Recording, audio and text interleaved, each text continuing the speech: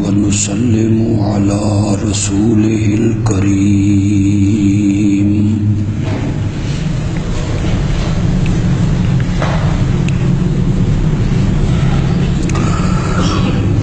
وعلى آله وأصحابه أجمعين.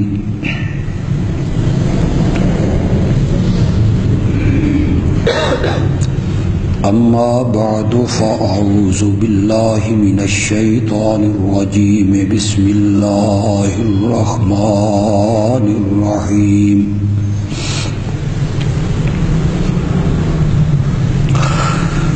لا تجد قوما يؤمنون بالله واليوم الآخر يوادون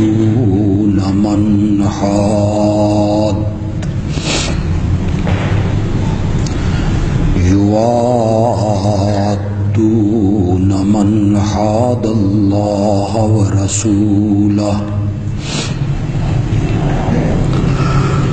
ولو كانوا آباءهم أو أبناءهم أو إخوانهم أو عشيرتهم أولئك كتب في قلوبهم الإيمان وأيدهم بروح منه ويدخلهم جنات تجري من تحتها الأنهار خالدين فيها رضي الله عنهم ورضوا عنه أولئك حزب الله ألا إن حزب الله هم المفلحون.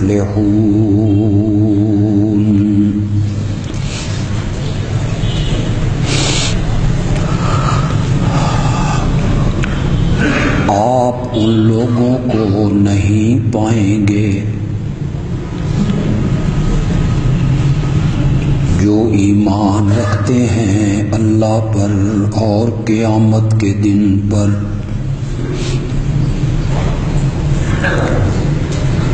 کہ وہ محبت کرتے ہوں ان لوگوں سے جو اللہ اور اس کے رسول کے دشمن ہیں، اگرچہ وہ لوگ ان کے باپ دادا ہی کیوں نہ ہوں، یا ان کی اولاد ہی کیوں نہ ہو، یا ان کے بھائی ہی کیوں نہ ہوں، یا ان کا کنبہ قبیلہ.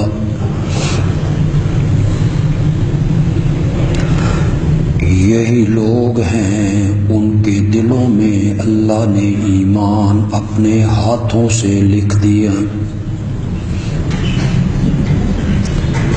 اور ان کو قوت دی اپنی روح سے،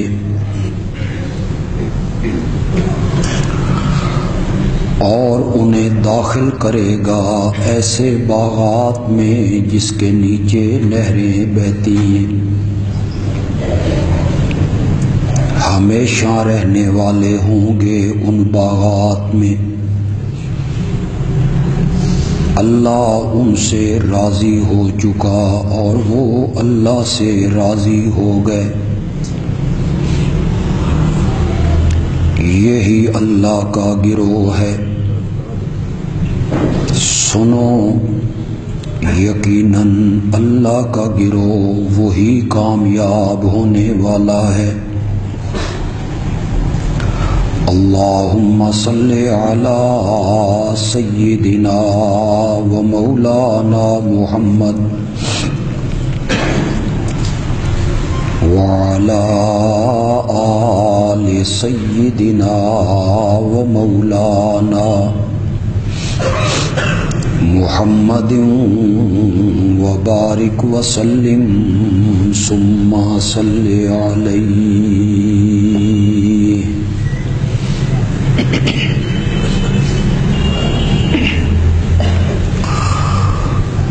پچھلے دو خطبوں میں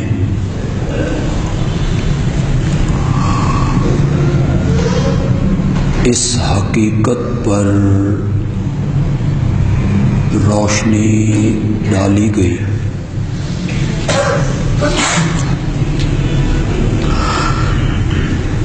کہ ایمان بالرسالت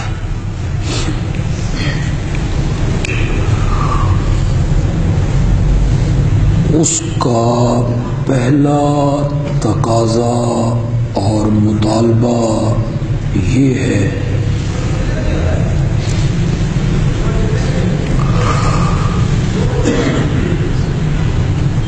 کہ وہ انسان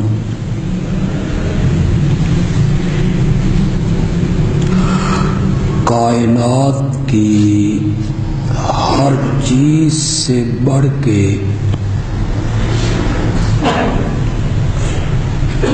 محبت کرے حضرت محمد الرسول اللہ صلی اللہ علیہ وسلم سے۔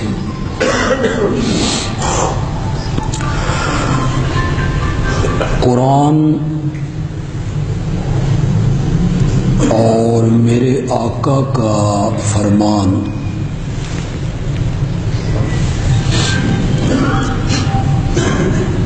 اس آدمی کو مومن ماننے کے لیے تیار نہیں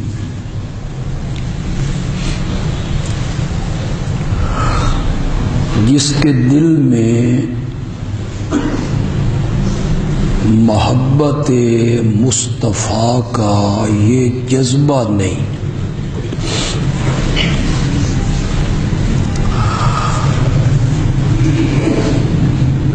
صحابہ کی جماعت نے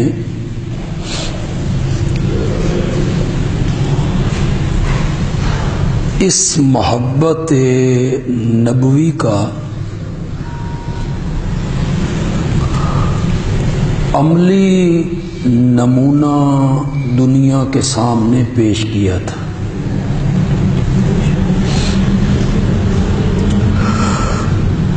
مکے کی گلیاں،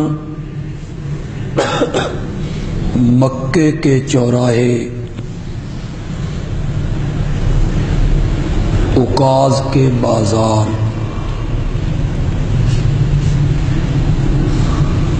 ہجرت کے سفر، بدر و احد کے میدان،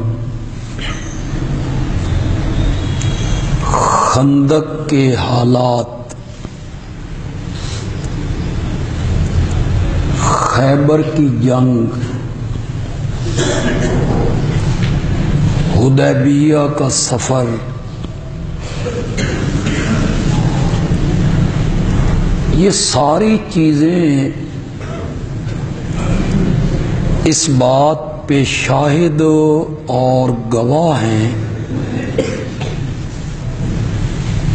کہ یاران مصطفیٰ نے اپنے آقا کی عزت و ناموس اور محبت کے لیے سب کچھ قربان کر دیا۔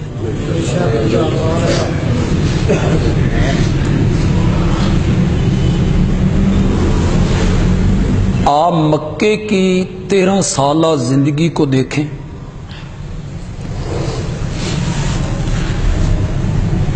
دونوں پارٹیوں کے درمیان لڑائی ہے، عداوت ہے، دشمنی ہے، تو وہ کون ہے؟ ایک ہی بستی کے رہنے والے، ایک دادا کی اولاد، کوئی تیسرے دادا پہ جا کے مل جاتا ہے، کوئی چوتھے پر، کوئی پانچویں پر، کوئی چھٹے پر، آپس میں ان کی رشتہ داریاں ہیں، رشتے ناتے ہیں،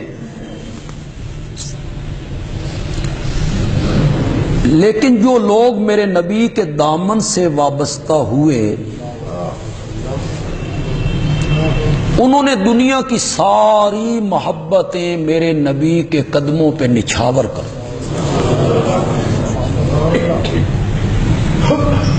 دنیا اس کی مثال پیش نہیں کر سکتی۔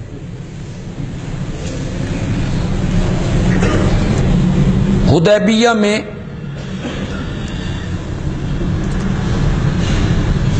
جو ایلچی بن کے آیا تھا قریش کی طرف سے عروہ،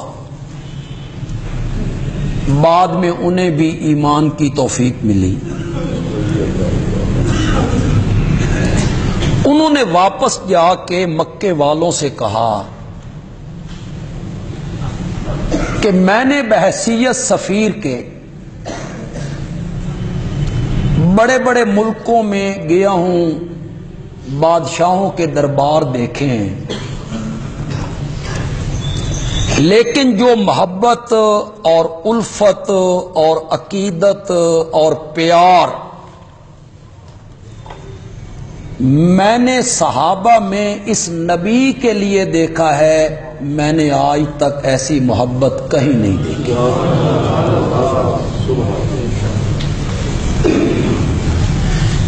تج دیے، ہر چیز کو تج دیے، بیوی، بچے، مال، دکانیں، کاروبار، عملی نمونہ پیش کیا۔ عملی بدر میں عملی نمونہ پیش کیا۔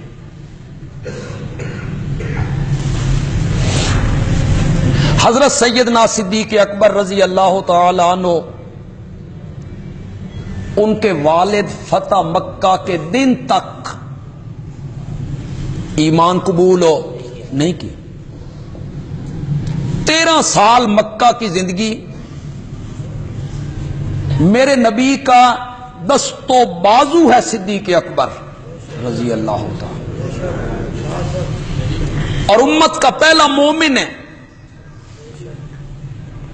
ان کے والد عثمان ابو قحافہ دائرہ اسلام میں نہیں ہے، بیٹے اور باپ کے درمیان جھگڑا ہے۔ تج دیا ہر چیز کو انہوں نے، کوئی پرواہ نہیں کی، نہ بیٹیوں کی، نہ باپ کی، نہ مال کی، نہ گھر کی، نہ دولت کی۔ ہجرت والے رات نابینا باپ پیچھے سے کہتا ہے میرا خیال نہیں کرتے ہو، تو یہ اسماء ہے، عائشہ ہے، یہ تیری بیٹیاں ہیں، میں نابینا ہوں، کہاں جا رہے ہو؟ تو حضرت سیدنا صدیق اکبر رضی اللہ تعالی عنہ نے مڑ کے بھی نہیں دیکھا، دروازے کی طرف رخ ہے، اور کہتے ہیں بابا جانتے ہو آج میرے دروازے پہ کون آئے ہیں؟ ساری کائنات چل کے اس کے دروازے پہ آتی ہے، نوریوں کا سردار بھی چلتا ہے تو اس کے دروازے پہ آتا ہے۔ ساری کائنات نبوت کے دروازے پر، اور آج خود نبوت کسر صداقت پر۔ ابو بکر دیاں ریساں ہی کوئی، یوں ہی لوگ بکواس کرتے رہتے ہیں اور طنز کرتے رہتے ہیں اپنی مجلسوں میں، اپنی تقریروں میں، کبھی کوئی طنز کیا، کبھی کوئی طنز کیا۔ پہلا مومن ہے اور سب کچھ تج دیا ہے، 40,000 درہم اپنے ساتھ لیا ہے۔ کپڑے کا بہت بڑا تاجر ہے، یہ دولت کے لیے، لالچ کے لیے، اقتدار کے لیے، سلطنت کے لیے، حکومت کے لیے، ظالموں تمہیں شرم نہیں آتی یہ کہتے ہوئے کہ یہ دولت کے لیے اور دنیا کے لیے انہوں نے کلمہ پڑھا تھا، 40,000 درہم لے کے چلا ہے، 2.5 سال مملکت اسلامیہ کا امیر رہا ہے، خلیفہ رہا ہے، اور انتقال سے پہلے اپنی بیٹی سیدہ عائشہ صدیقہ سے کہتا ہے یہ میری چادریں دھو دو، مجھے اس میں کفن دینا، کہ میرے پاس نئے کفن خریدنے کے لیے بھی رقم موجود نہیں ہے۔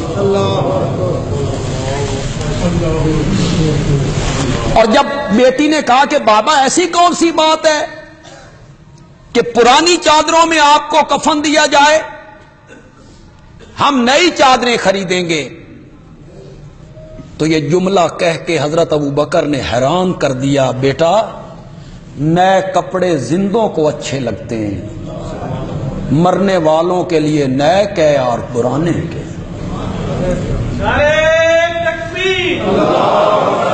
مصطفیٰ کا ہم سفر سب کچھ تجدید۔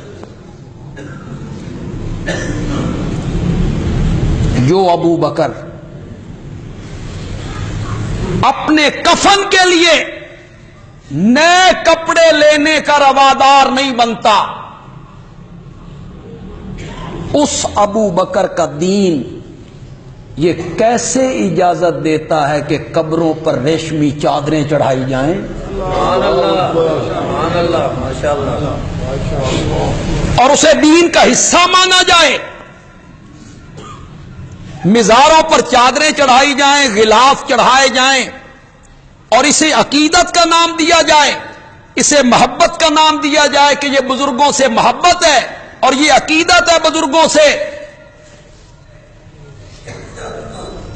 سب سے بڑا بزرگ اس کائنات میں آمنہ کا لال ہے صلی اللہ علیہ وسلم، تو ان سے بڑا کوئی نہیں، نہ انبیاء میں نہ ملائکہ میں۔ وہ نوریوں، ناریوں، خاکیوں، ازلیوں، ابدیوں، عرشیوں، فرشیوں کا سردار ہے، وہ سارے نبیوں کا امام ہے، وہ محبوب خدا ہے، وہ مصطفیٰ بھی ہے، مرتضیٰ بھی ہے، مجتبی بھی ہے۔ کسی صحابی نے میرے پیارے پیغمبر کی قبر منور پہ چادر چڑھائی؟ عقیدت کے پیمانے تم نے بنائے، محبت کے پیمانے اور محبت کے ترازو تم نے بنائے۔ تم کون ہوتے ہو؟ تمہیں کس نے اتھارٹی دی ہے پہلے پارے کے آخری صفحے پر؟ یہ اتھارٹی اللہ نے میرے نبی کے یاروں کو دی ہے۔ فَإِنْ آمَنُوا بِمِثْلِ مَا آمَنْتُمْ بِهِ فَقَدِ اهْتَدَوْا، کہ یہ یہودی اور یہ عیسائی جو ہدایت یافتہ ہونے کا دعویٰ کرتے ہیں، اگر یہ ہدایت پہ آنا چاہتی ہیں اس طرح ایمان لائیں جس طرح میرے نبی کے یار ایمان لائیں۔ قرآن نے اتھارٹی دی ہے صحابہ،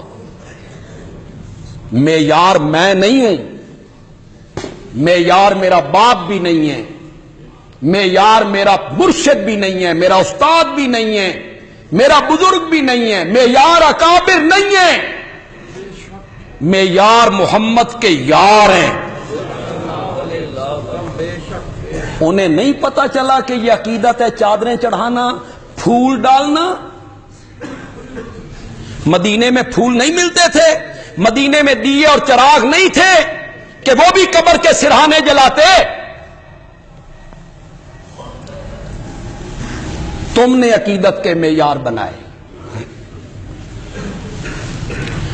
صحابہ نے، اور صحابہ میں بھی پہلا نمبر ہے صدیق اکبر کا رضی اللہ تعالی عنہ۔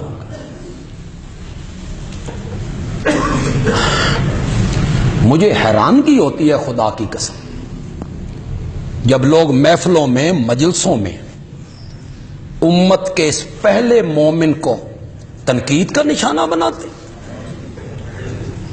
مذاق اڑاتی، طنز کرتی، جیسے وہ کوئی عام بندہ ہے۔ اور طنز کرنے والا کون ہے؟ کوئی ذاکر ہے، کوئی نعت خوان ہے، کوئی قوال ہے۔ اور حیرانگی اس بات پہ ہوتی ہے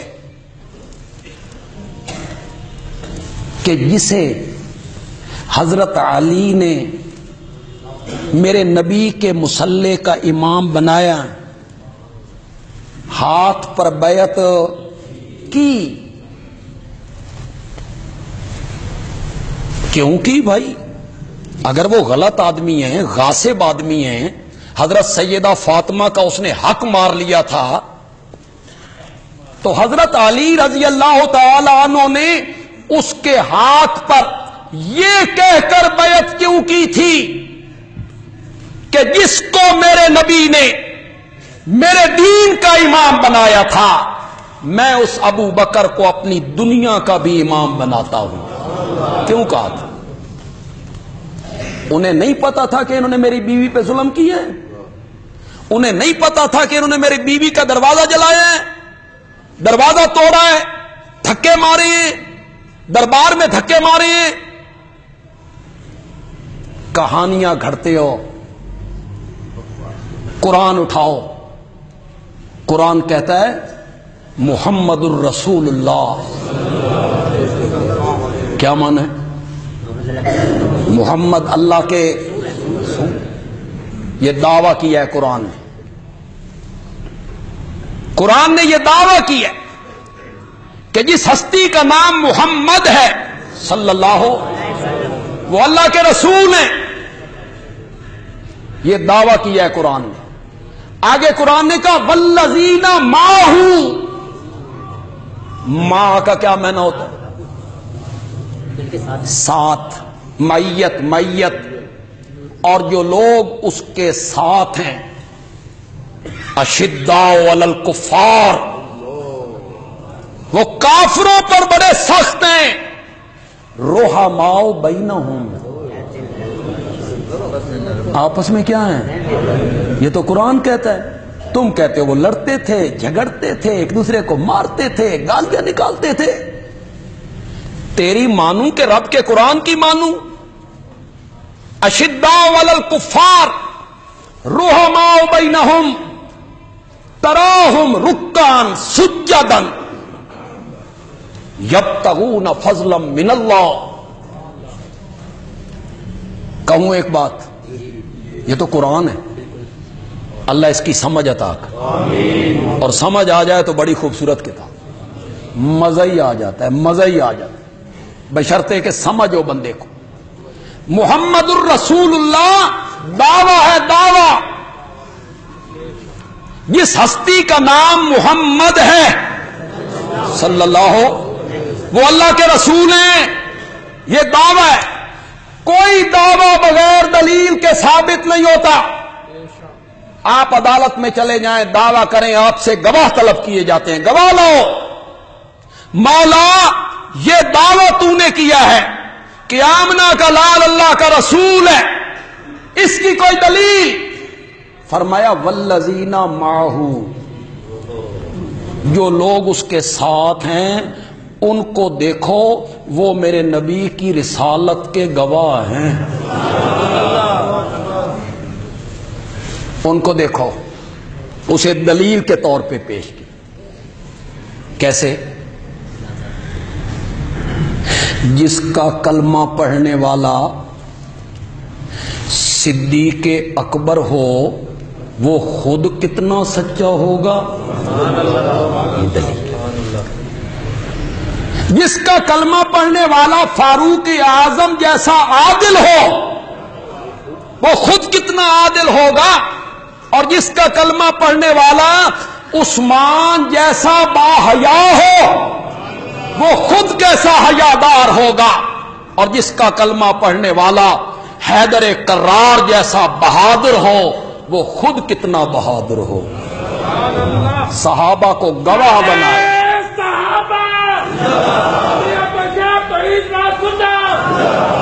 صحابہ معیار ہیں عقیدت کے، محبت کے، وہ معیار ہیں، میں معیار نہیں ہوں۔ میں عقیدت کے خود پیمانے بناتا رہتا ہوں۔ میں کہتا ہوں جو انگیٹھے چومنے عقیدت ہے، میں کہتا ہوں جو میلاد النبی کا جلوس نکالنا عقیدت ہے، محبت ہے، بس یہی محبت ہے کہ میلاد 12 ربیع الاول کے دن میلاد النبی کا جلوس نکالو، جھنڈیاں لگاؤ، کمکمے جلاؤ، لائٹنگ کرو، مصنوعی پہاڑیاں بناؤ، ناچو کودو تھرکو، وہ کہتے ہیں یہ محبت ہے. جس کو محبت نہیں وہ میلاد نہیں مناتے. تو پھر یہ تو تم بھی مانتے ہو کہ 7 صدیوں تک مجلس میلاد کا بھی دنیا میں نام نہیں تھا. جلوس کا ذکر نہیں کر رہا ہوں، کس کا ذکر کر رہا ہوں؟ جلوس کا نہیں، جشن کا نہیں، مجلس میلاد. 7ویں صدی میں عراق کا ایک بادشاہ مظفر الدین جو بد کردار تھا، اس نے اپنی بد کرداری پہ پردہ ڈالنے کے لیے اور مسلمانوں کو مذہبی طور پہ خوش کرنے کے لیے مجلس میلاد کا انعقاد کیا. کس نے؟ کسی امام نے؟ بولتے کیوں نہیں ہو؟ کسی مفسر نے؟ کسی تابعی نے؟ کسی صحابی نے؟ تبع تابعین نے؟ شیخ عبد القادر جیلانی نے؟ بایزید بستامی نے؟ ایک بادشاہ نے اس کو ایجاد کیا. اور سن 1933 میں لاہور کے اندر میلاد النبی کا پہلا جلوس نکالا گیا. 1933. آج سے کتنے سال پہلے؟ 75 سال پہلے. 75 ہی بنے نا؟ 85 سال پہلے. اس بانی کا نام تھا عنایت اللہ. اب مجھے یاد نہیں کہ کس اخبار میں نے پڑھا تھا کہ یہ عنایت اللہ جب مرا ہے، جنگ یا مشرق یا کوئی اخبار تھی، وہاں لکھا ہوا آیا تھا کہ یہ میلاد النبی کے جلوس کا بانی تھا، اور اس کے مکان کے ٹائٹل پہ بھی یہ لکھا ہوا. یہ کب نکلا؟ 1933. اس بڑی مدت، یہ تو مجھے بھی یاد ہے، مجھے وہ جگہ بھی یاد ہے، مجھے وہ کھمبا بھی یاد ہے. وہ ٹیلی فون کا ایک کھمبا تھا، اس پر ایک اشتہار لگا ہوا تھا. میں 2ری یا 3ری جماعت میں پڑھتا ہوں گا، اس پہ لکھا ہوا تھا 12 وفات. کیا اس مہینے کا نام ہمارے دیہاتوں میں کیا تھا؟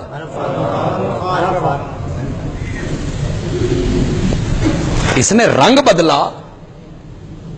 12 وفات کی جگہ میلاد، یہ تو آہستہ آہستہ بدلا. 12 وفات مناتے تھے.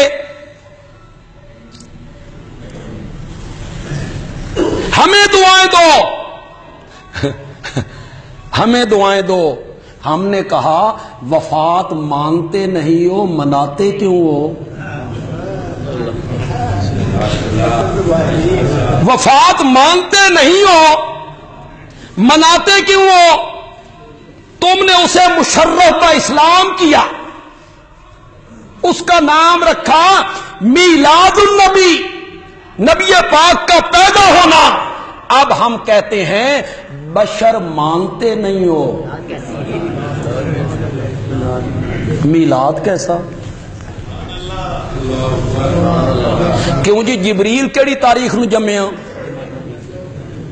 بولو، بولتے کیوں نہیں ہو؟ نور کی بھی کبھی میلاد ہوئی، نور کی بھی کبھی پیدائش ہوئی. ایک بادشاہ نے، معلوم ہوتا ہے یہ بادشاہوں کے وتیرے ہیں کہ ملک مناؤ عید، یہ بادشاہوں کے وتیرے ہیں. رضینا قسمت الجبار فینا لنا علم وللجہال مالو. ہم رب کی تقسیم پر راضی ہیں، راضی ہیں، راضی ہیں. تم بھی راضی رہو، تمہیں بادشاہوں کی سنت مبارک ہو، ہمیں صدیق اکبر کا عمل مبارک ہو. تمہاری حشر نشر اللہ مظفر الدین کے ساتھ کرے جس نے مجلس میلاد کا انعقاد کیا تھا، یا 1933 میں عنایت اللہ کے ساتھ کرے جس نے یہ جلوس نکالا تھا ہندوؤں کے مقابلے، دیوالی کے مقابلے۔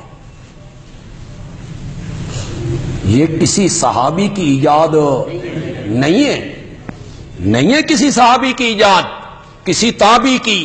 4 فقہ ہیں، 4 حنفی، حنبلی، مالکی، شافعی۔ کسی فقہ میں اس عید کا ذکر ہے؟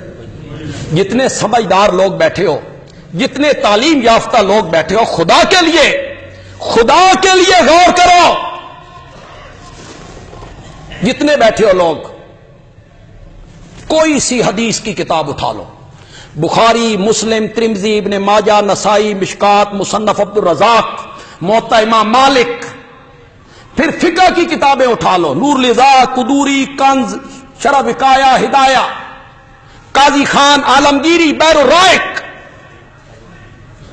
کوئی سی کتاب اٹھا لو حدیث کی، فقہ کی۔ یہ کتابیں باب باندھتی ہیں، باب الصلاۃ، باب الزکوٰۃ، باب الصوم، باب الحج، باب النکاح، باب الطلاق، باب البیوع، باب باندھتے ہیں۔ انہوں نے باب العیدین کا باب باندھا یا باب العیدات کا باب باندھا؟ کتنی عیدیں؟ اٹھاؤ حدیث کی کتاب میں، اٹھاؤ فقہ کی کتاب میں، باب العیدین۔ عیدین کا کیا معنی؟ اگر شریعت میں تیسری عید کا تصور ہوتا تو یہ لوگ اس کا بھی ذکر کرتے نا۔ چلو اتنا ہی ذکر کر چھڑ دے، لیٹنگ لاؤ، کمکمے جلاؤ، پہاڑیاں بناؤ، عورتیں مرد بازاروں میں نکلو، اکٹھے ہو کے وہ میلہ موج میلہ کرو، دیگے پکاؤ، کوئی خوف خدا کا۔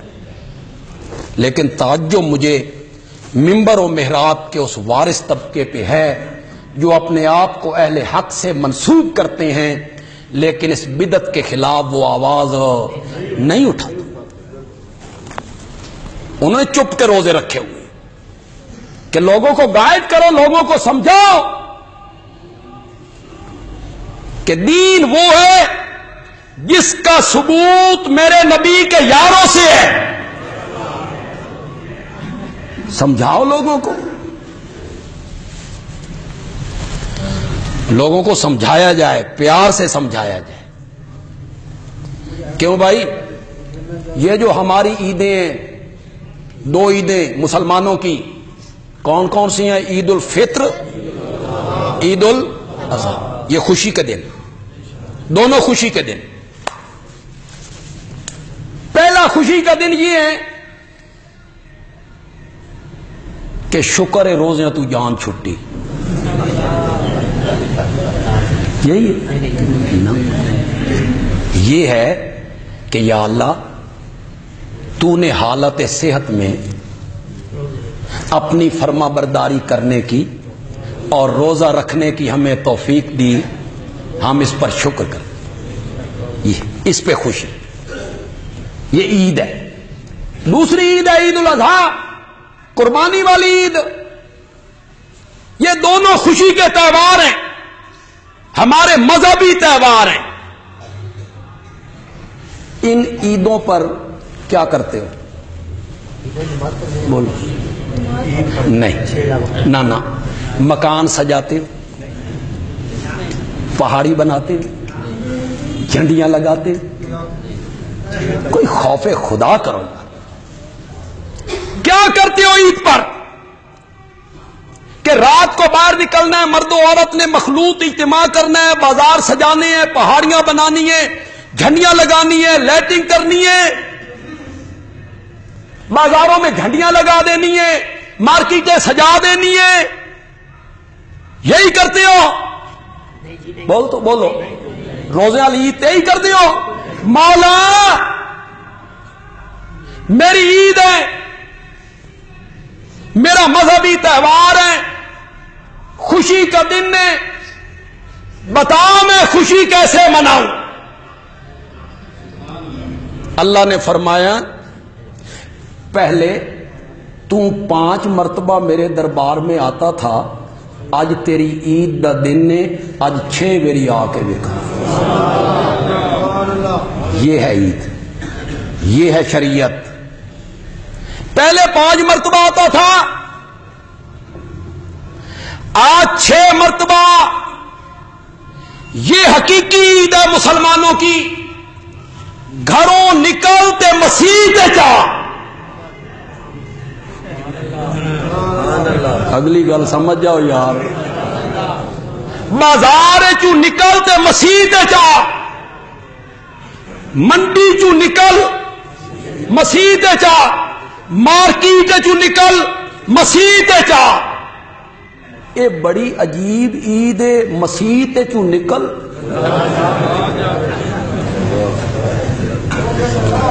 جو ہماری عید ہے وہ کیا کہتی ہے؟ گھر سے نکل مسجد میں آ۔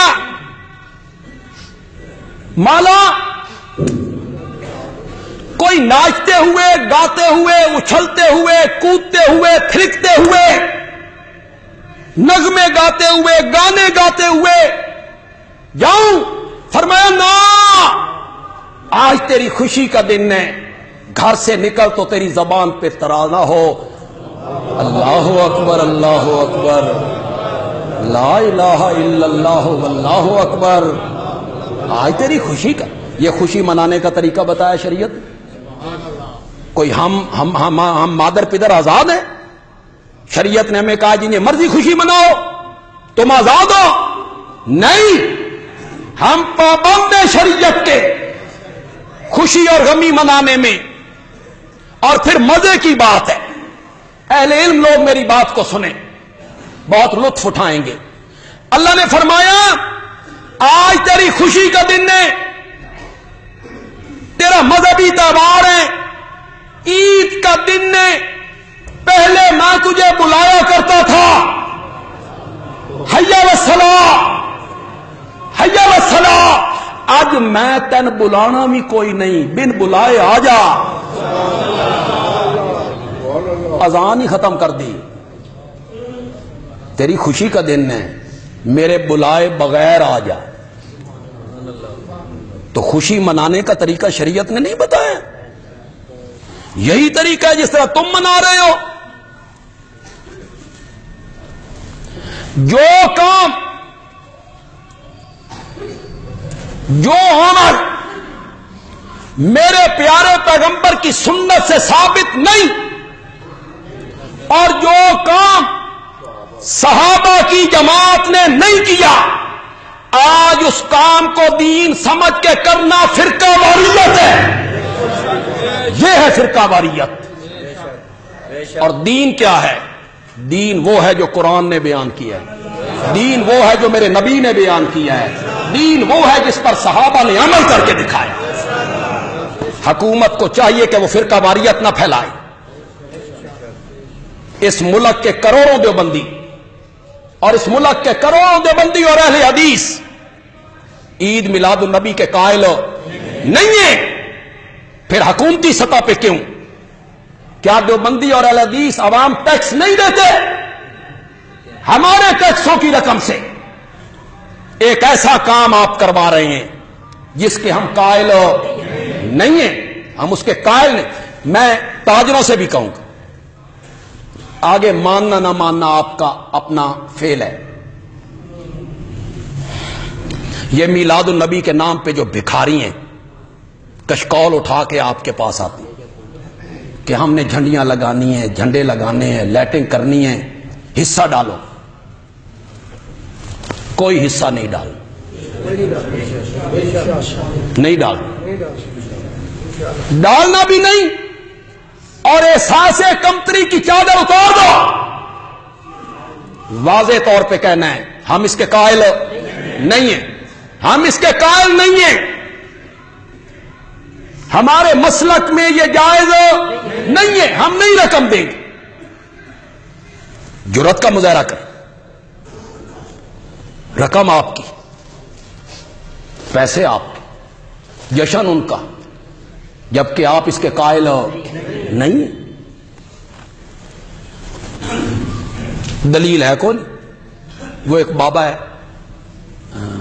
وہ ٹی وی پہ بیٹھا ہوتا ہے، اگر آپ کو کبھی لطیفے سننے کا شوق ہو تو وہ چینل کھولو، وہ تھے لطیفے ہی لطیفے، وہ آپ کو کھیرا چھیلنے کے طریقے بتا، کھیرا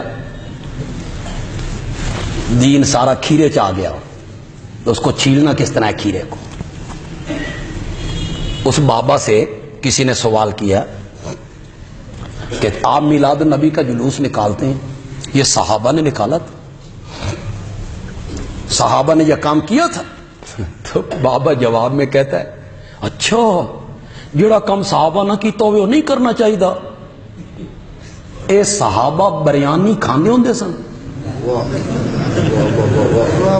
واہ جی واہ، اے نا دلیل، کیا بات ہے، علم اس کا نام۔ صحابہ بریانی کھاتے تھے، صحابہ موٹر سائیکلوں پہ چڑھتے تھے۔ بابا جی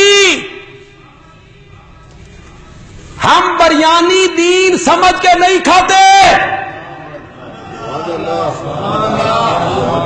مجبوری ہے، مجبوری، بھوک لگتی ہے، اس بھوک کو مٹانے کے لیے بریانی کھاتے ہیں۔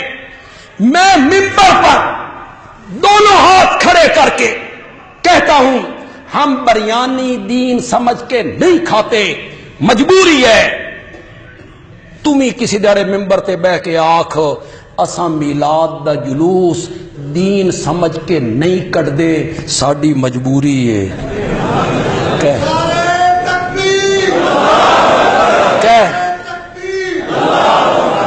بریانی کے ساتھ، بریانی اور سکوٹروں کے ساتھ پڑھو حدیث بخاری کی، میری ماں عائشہ صدیقہ راوی ہے، قال النبی صلی اللہ علیہ وسلم من احدث فی امرنا اے فی دیننا، جس نے کوئی نیا کام کیا، فی دیننا، جی بریانی نہیں، لوگوں کو پاگل بناتے ہو۔ صحابہ بریانی کھاتے تھے، صحابہ سفر کرتے تھے موٹر سائیکلوں پر۔ من احدث فی امرنا ھذا ما لیس منہ، جس نے ہمارے دین میں کوئی نئی چیز نکالی جو اس دین میں نہیں ہے، فہو رد،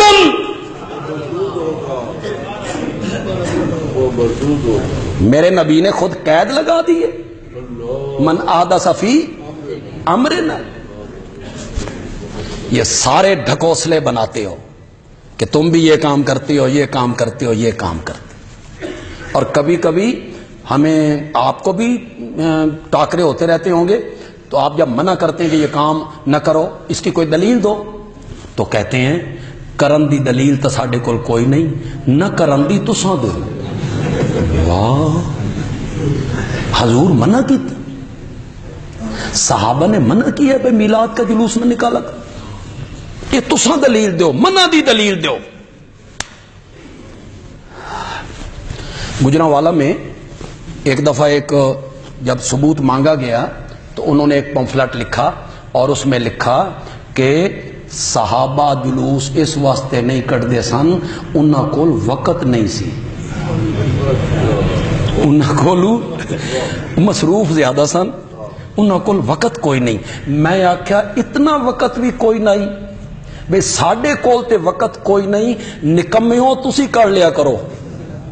اتنا وقت بھی نہیں تھا ان کے پاس کہ وہ تمہیں کہتے کہ تمہیں اور کوئی کام نہیں تو یہ کام کرتے رہو تم۔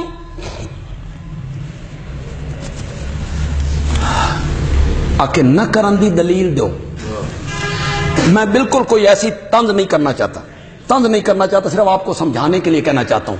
یہ جو اہل تشیع اذان دیتے ہیں سنتے ہو، اس میں اشہد ان محمد رسول اللہ کے بعد وہ کیا کہتے ہیں؟ اشہد ان امیر المومنین وقاتل المشرکین علی ولی اللہ و وصی رسول اللہ و خلیفتہ بلا کہتے ہیں. اگر کوئی ہم شیعوں کو کہتے ہیں کہ یہ اذان صحیح نہیں، یہ اذان تمہاری صحیح نہیں. اگر کوئی شیعہ کہے تسی دلیل دیو تے وکھاؤ نبی پاک اس اذان تو منع کیتا، دکھا سکتے ہیں؟ کوئی دکھا سکتا ہے؟ منع کی بھی دلیل ہوتی ہے پاگلو، دلیل ہوتی ہے اس بات کی، منع کی دلیل نہیں ہوتی. کیسے سمجھاؤں میں آپ کو؟ چلو آسان کر کے سمجھاتا ہوں اور آسان کرتا ہوں، اللہ کرے کسی کو بات سمجھ آ جائے. آپ سڑک پہ جا رہے ہیں، ایک کار کھڑی، آپ اس کار کے قریب کھڑے، ایک بندہ وہاں آتا ہے، وہ آپ سے پوچھتا ہے ایک کار تیری ہے؟ آپ کہتے ہیں یہ کار میری نہیں. وہ کہتا ہے ایک کار تیری نہیں، اس نے کاغذ دکھا. ایک کار تیری نہیں، اس نے کاغذ دکھا. آپ کہیں گے پاگل کاغذ اس کو مانگ جس کا دعویٰ ہے کہ یہ کار میرے لیے تو ایک ہی دلیل کافی ہے کہ میری نہیں. ہمارے لیے تو ایک ہی دلیل کافی ہے کہ میلاد کا جلوس 1,00,000 سے زائد صحابہ میں سے کسی نے نہیں نکالا. ہمارے لیے یہی دلیل کافی، انہوں نے یہ کام نہیں کی. اب آپ کہتے ہیں ہے تو دلیل مدعی کے ذمے ہوتی ہے، مدعا علیہ کے ذمے دلیل نہیں ہوتی. گواہ مدعی کے ذمے ہوتے. عجیب عجیب چکر چلتے. میں شاید وہ صحیح لفظ تو نہ کہہ سکوں کہ میں نے وہ حدیث تازہ نہیں دیکھی، دیکھی ضرور ہے. بس ایک جگہ پہ تھوڑا سا اشتباہ مجھے ہو رہا ہے. میرے پیارے پیغمبر صلی اللہ علیہ وسلم نے ایک صحابی کو دعا سکھائی. اس دعا میں لفظ آتے تھے نبی کا یا رسول کا. ان دونوں میں سے ایک لفظ آپ نے سکھایا، رسول کا یا نبی کا. دوسرے دن جو آپ نے اس صحابی کو کہا بھی وہ دعا سنا، تو اس نے نبی کی جگہ رسول پڑھ دی، یا آپ نے رسول کہا تھا تو اس نے نبی پڑھ دی. اب آپ بتائیں نبی اور رسول میں کوئی فرق؟ کوئی فرق. ہم نہیں کہتے نبی پاک رسول محترم، آپ کو ہم نبی بھی کہتے رہتے ہیں رسول بھی کہتے ہیں. اس میں کیا؟ رسول کی جگہ نبی کہہ دو، نبی کی جگہ رسول کہہ دو. آپ نے نبی پڑھایا، اس نے رسول کہا، آپ نے اسے کہا نہیں جڑے لفظ میں پڑھائے وہی آخ. یہ دین ہے، اس کا نام دین ہے کہ جو میرے نبی کی زبان مقدس سے نکلا اس پہ عمل کرو. وہی کام کر کے دیکھو. عقیدت کا معیار علماء دیوبند نہیں، عقیدت کا ترازو علماء بریلی نہیں، عقیدت کا معیار علماء اہل حدیث نہیں. عقیدت کا معیار میرا باپ، میرا استاد، میرا مرشد، میرا پیر نہیں. عقیدت کے معیار ہیں محمد کے صحابہ. انہوں نے جو کام کیا، جو محبت، یار جو محبت میرے نبی کے یاروں نے میرے نبی سے کی تھی، اس کا تم سوچ سکتے ہو؟ سوچ سکتے ہو؟ تپتے ہوئے کولوں پہ بندہ لیٹا ہو، اس کی چربی پگھل پگھل کے کولوں کو راکھ بنا دے، نمک ملا پانی اس کے زخموں پہ چھڑکا جائے، مکے کی نکیل دار زمین پر اسے گھسیٹا جائے، دوسرے دن پھر اسے تپتے ہوئے کولوں پہ لایا جائے، اور شام کے ٹائم مالک پوچھے بلال پھر بھی ان کا نام لے گا؟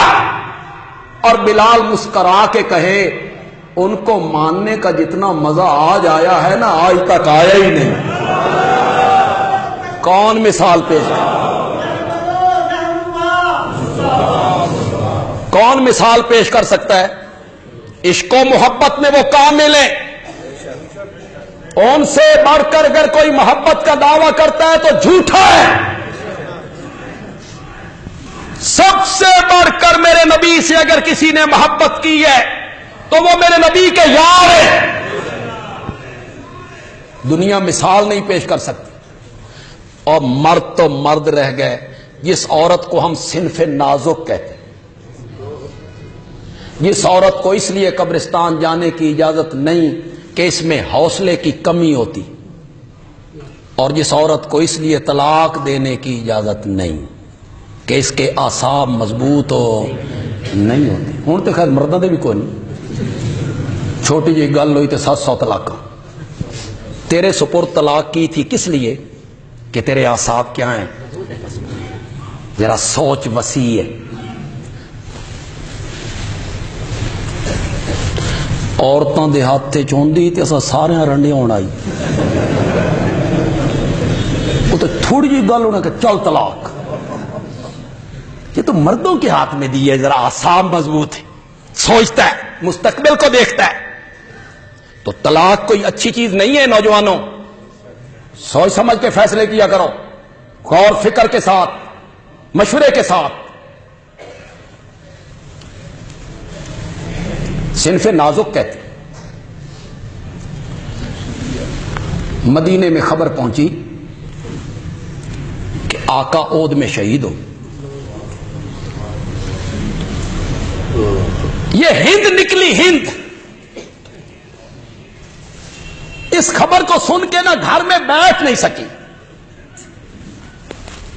عود کی طرف آ رہی. قریب پہنچی نا تو کسی نے پہچانا کہ ہند ہے. اس نے کہا تیرا باپ شہید ہو گیا. ایک عورت کو راہ چلتے خبر دو کہ تیرا باپ مر گیا ہے، برداشت کر لی؟ ذرا سوچو تو صحیح. تیرا باپ شہید ہو گیا. اس نے بتانے والے سے کہا ما فعل رسول اللہ. مجھے باپ کی شہادت کی خبر دینے والے مجھے بتا اللہ کے نبی کا کیا ہے. یہ کوئی محبت پیش کر سکتا ہے عورت ہو کے؟ دوسری طرف سے آواز آئی یہ لاشا دیکھ رہی ہو، یہ تیرے بھائی کا ہے. اس نے توجہ بھی نہیں کی. کہتی ہے ما فعل برسول اللہ. بھائی کے لاشے کو بعد میں دیکھوں گی، پہلے یہ بتا میرے نبی کا کیا حال. اس کے ذہن میں تھا نا کہ شہید ہو گئے، خبر پہنچی تھی. کچھ آگے بڑھی تو کہنے والے نے کہا تیرا شوہر بھی شہید ہو گیا. یہاں میں ایک جملہ کہا کرتا ہوں، پسند آ جائے تو پھر دونوں ہاتھ اٹھا کے سبحان اللہ کہیں. وعدہ کرتے مزہ آ جائے گا. بتانے والے نے کہا تیرا سرتاج شہید ہو گیا ہے اور یہ کہتی ہے میں نے اپنے سرتاج کے بارے میں نہیں پوچھا، میں نے تو کائنات کے سرتاج کے بارے میں پوچھا ہے.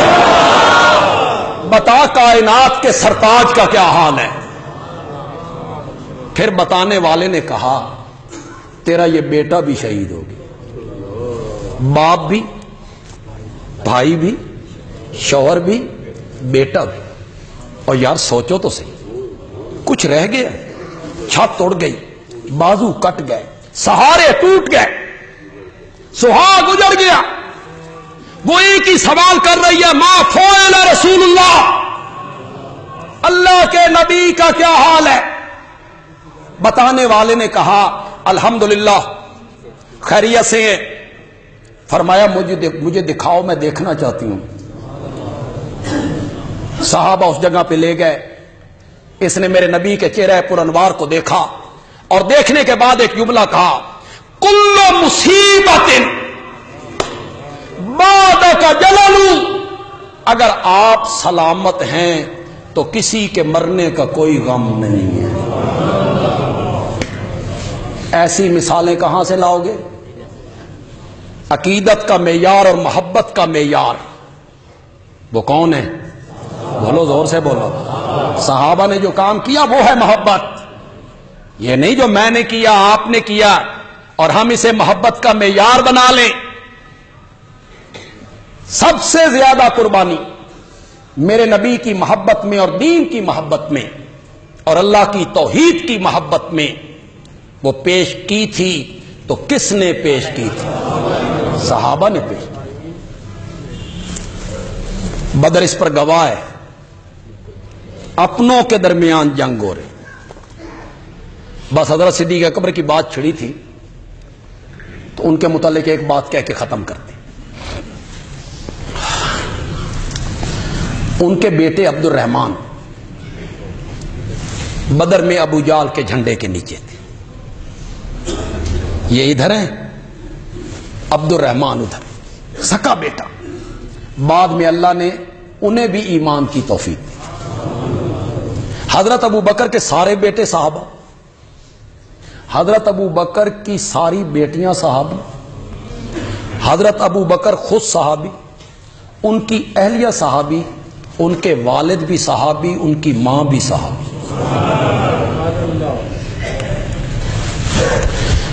بعد میں یوں ہی بیٹھے تھے نا تو بدر کی باتیں چل نکلی، بدر میں یوں ہوا، یوں ہوا، یوں ہوا، یوں ہوا۔ عبد الرحمان کہنے لگے، بدر کے میدان میں میرے بابا میری تلوار کی زد میں آئے، میں چاہتا تو گردن قلم کر دیتا، لیکن پھر خیال آیا باپ ہے، وہ جو باپ کی محبت ہے جو بیٹے کے دل میں، وہ خیال آیا، میں نے تلوار کو روک لیا۔ حضرت سیدنا صدیق اکبر نے فرمایا، بیٹا شکر کرو، تم اس دن میری تلوار کی زد میں نہیں آئے، اگر تم میری تلوار کی زد میں آتے میں تیری گردن قلم کر دیتا۔ اس دن تو میرا بیٹا نہیں تھا، میرے بیٹے وہ تھے جو محمد کے جھنڈے کے نیچے آئے تھے۔ سب چیز تج دی تھی میرے نبی کے یاروں نے محبت رسول پر۔ خیر یہ مضمون تو چلتا رہے گا، ابھی تو میں نے محبت کا معیار بتانا ہے آگے، اور میں نے یہ بھی بتانا ہے کہ آپ سے سب سے زیادہ محبت کیوں کی جائے، محبت کے اسباب کیا ہیں یہ بھی میں نے بتانا ہے، شرائط بھی میں نے بتانی ہے، اور محبت تولنے کا ترازو بھی میں نے بتانا، کہاں تلے گی محبت۔ بھئی جتھے پتہ لگے بھئی بریلویاں نو من محبت ہے تے دیوبندیاں نو تولا سارا ہے بیچارے، وہ میں بتاؤں گا ترازو، اس پر تلے گی محبت، ہر بندے کی محبت تل جائے گی۔ ہر بندہ اپنے دل میں سوچے گا کہ مجھے نبی پاک سے کتنی محبت ہے، میں آپ کو وہ ترازو دے دوں انشاءاللہ، محبت کا جو ترازو ہے اور میزان ہے۔ یہ نالین یہ سب یوں ہی ہیں، یہ بس عقیدت ہم نے بنائی ہے۔ آپ جتنے لوگ بیٹھے ہیں خدا کے لیے بتاؤ، خدا کے لیے بتاؤ، جب نبی پاک صلی اللہ علیہ وسلم زندہ تھے اور آپ کے اصلی نالین تھے جو آپ اپنے پاؤں مبارک میں پہنتے تھے، کسی صحابی نے وہ نالین اٹھا کے سر پہ رکھ لی ہوں، یہاں رکھ لی ہوں، اصلی تو محبت کا معیار تم ہو یا صحابہ ہے؟ تو یہ سب انہوں نے بنائی ہیں باتیں۔ افسوس اس بات پہ ہے کہ لوگ علامہ اقبال اور محمد علی جناح کی طرح آپ کو بھی ایک دن یاد کر لیتے ہیں اور ان کی شان کو کم کر دیتے ہیں، جس شان کا تقاضا یہ ہے کہ زندگی کا کوئی لمحہ ان کی یاد کے بغیر نہ گزرا جائے۔ بالکل بات اسی طرح ہے کہ نبی پاک ایک دن میں یا ایک مہینے میں محدود نہیں ہے. آپ کے آنے سے ایک دن مبارک نہیں ہوا تھا، پوری کائنات مبارک ہو گئی، پورا زمانہ مبارک ہو گیا تھا اصلاح عوام الناس کے لیے. نبی کریم نے جہالت و گمراہی کے اندھیرے کو اپنے رب کے کلام اور اپنے اسوہ حسنہ سے ختم فرمایا. خاندانی غرور و تکبر اس بات سے ختم فرمایا، کسی گورے کو کالے پر، کسی کالے کو گورے پر، کسی عربی کو اجمی پر، کسی اجمی کو عربی پر کوئی برتری حاصل نہیں ہے سوائے تقویٰ کے. آج ہم آپ کی رسالت کا اقرار بھی کرتے ہیں اور اپنے خاندانی حسب و نسب پر غرور و تکبر کرتے ہوئے کمزوروں کے حقوق غصب کرتے ہیں، دوسروں کو حقیر، کم ذات، گھٹیا سمجھتے ہیں. کیا ہم ایسا کرتے ہیں تو نبی پاک کی پیروی تو نہیں کرتے، زمانہ جاہلیت کے کفار کی پیروی کرتے ہیں اور نبی پاک کے پیغام کو پس پش ڈال دیتے ہیں. اللہ تعالی ہمیں نبی پاک کے احکام پہ عمل کرنے کی اللہ توفیق عطا فرمائے.